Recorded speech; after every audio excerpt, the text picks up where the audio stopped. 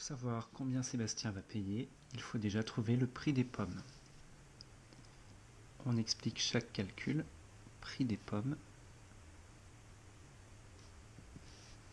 Il achète 1,7 kg de pommes et le kilo de pommes est vendu 2,49 €. On multiplie donc le poids par le prix. C'est un calcul qu'on ne sait pas faire de tête, on le pose. 2,49 fois 1,7, 7 fois 9, 63, 7 fois 4, 28 et la retenue 34, 7 fois 2, 14 et la retenue 17. 1 fois 9, 1 fois 4, 1 fois 2, ce qui donne au final 3, 13, 7 et 4, 11 et la retenue 12, 2 et 1, 3 et la retenue 4. 4,233 €.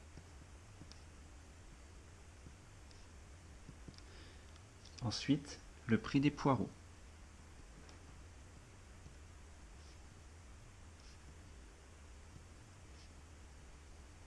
Il a acheté 2 poireaux qui coûtent chacun 2,15 €.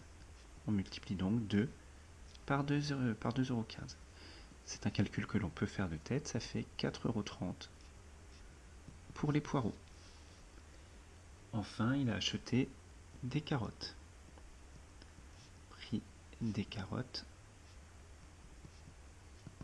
Donc il a acheté 1,3 kg. Le prix du kilo était 1,99 €. C'est un calcul qu'on ne sait pas faire de tête, on le pose aussi. 1,99 fois 1,3. 3 fois 9, 27. 3 fois 9, 27 et la retenue 29. 3 fois 1, 3 et la retenue 5. 1 fois 9, 9. 1 fois 9, 9. 1 fois 1, 1. Ce qui nous donne au final 7, 18. 9 et 5, 14 et la retenue 15. 1 plus la retenue 2.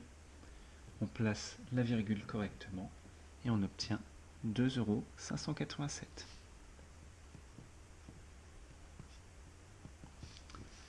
€. On a les prix de chaque ingrédient. On peut trouver le prix à payer. On va donc additionner les 4,233 € des pommes, les 4,30 € des poireaux et les 2,587 € des carottes. On va aussi poser ce calcul. 4,233 plus 4,30, attention à bien aligner les virgules, plus 2,587. 7 et 3, 10, on retient 1. 8 et 3, 11 et la retenue 12, on retient 1. 5 et 3, 8 et 2, 10, plus la retenue 11, on retient 1. 4 et 4, 8 et 2, 10, plus la retenue 11,120 €. On peut retirer le 0 inutile, ça nous donne 11,12 €. Ensuite, la première question était comment va-t-il payer? Pour payer 11,12 €, le plus simple est de donner un billet de 10 €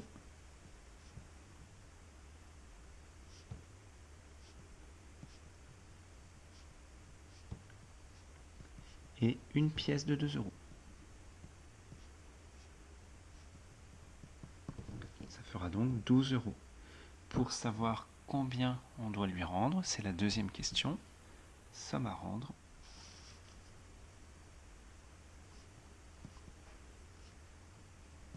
Et bien on va calculer les 12 € qu'on a donnés, moins 11,12 €.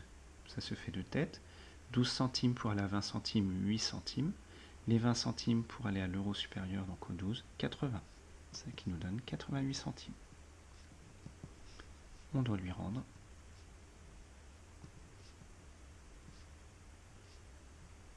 88 centimes.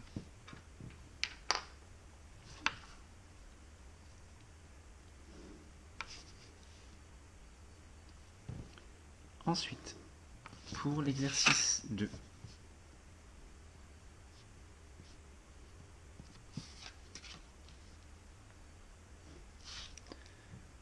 premier calcul était à 3,7 fois 50 fois 2.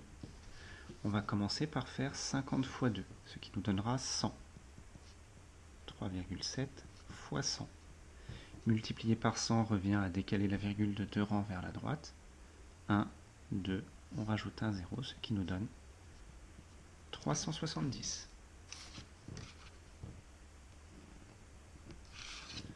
Pour le B, 82 plus 38 plus 10,5 plus 189,5 plus 62.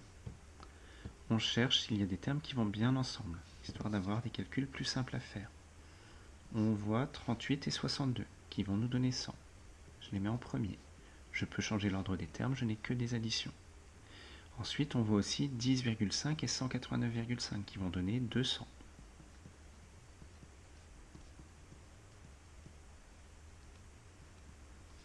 Et il ne nous restera plus que 82 qu'on ajoutera à la fin. On a dit que 38 plus 62, ça faisait 100. 10,5 plus 189,5, 200. Le 82. 100 plus 200, 300. On obtient donc 382.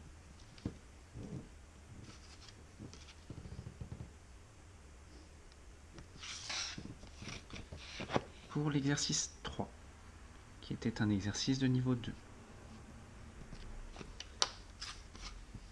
Alors, Sébastien et Maël collectionnent les cartes Pokémon. On nous dit qu'à eux deux, ils en ont 532. Et Sébastien en a 42 de plus que Maël. On va déjà chercher la moitié de 532. La moitié de 532, c'est 266. Pour que Sébastien ait 42 cartes de plus que Maël, eh bien on va prendre la moitié et on va ajouter 21 pour avoir le nombre de cartes de Sébastien, et on va retirer 21 pour avoir le nombre de cartes de Maël. Ce qui veut dire que Sébastien a 266 plus 21, 287 cartes, et Maël a 245 cartes. On peut vérifier le résultat.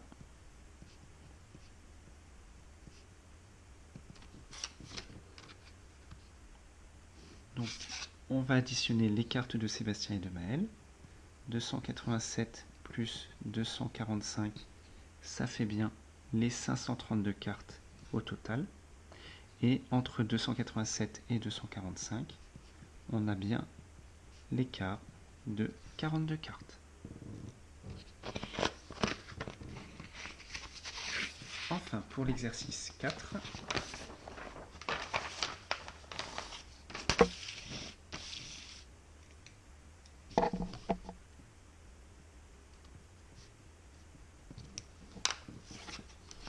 il fallait calculer la somme des 100 premiers nombres entiers, c'est-à-dire 1, plus 2, plus 3, plus jusqu'à 98, 99 et 100. Il y a plusieurs façons de faire. Ce que je vais faire, c'est que je vais regrouper des termes pour avoir plusieurs fois 100. 1 et 99, ça donne 100. 2 et 98, ça donne 100. Ainsi de suite, 3 et 97. Et on va pouvoir faire ceci jusqu'à 49 plus 51, qui va nous donner 100 aussi. On regarde les termes qu'on a utilisés. De 1 jusqu'à 49 et de 51 jusqu'à 99. Ce qui veut dire qu'il nous reste encore une fois le 100, le dernier terme, et le 50 qui se retrouve au milieu et qui était tout seul. On a donc combien de fois le 100? Une fois, deux fois, trois fois, 49 fois et une 50e fois. Ça veut dire que nous avons 50 fois le 100. Et après, on n'oublie pas de rajouter les 50 qui se retrouvent au milieu tout seul. Ce calcul est très facile à faire de tête. 50 fois 100, 5000. 5000 plus 50, 5050.